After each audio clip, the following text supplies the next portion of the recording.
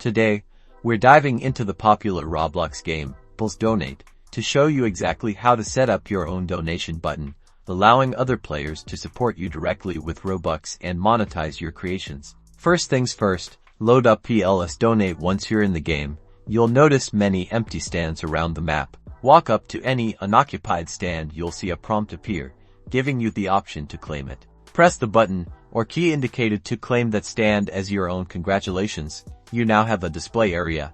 Now for the magic, your stand will automatically display donation buttons linked to your Roblox game passes or shirts that are for sale. To get the most out of your donation stand, you'll need to create some game passes. Head over to the Roblox website and navigate to the Create tab. From there, select an experience you own or create a new one. This is where your game passes will be linked. Within your chosen experience, look for associated items and then select passes. This is where you can create new game passes. Click Create a Pass. You'll be prompted to upload an image, give it a name, and add a brief description. Remember, these are what people will see when they donate to you.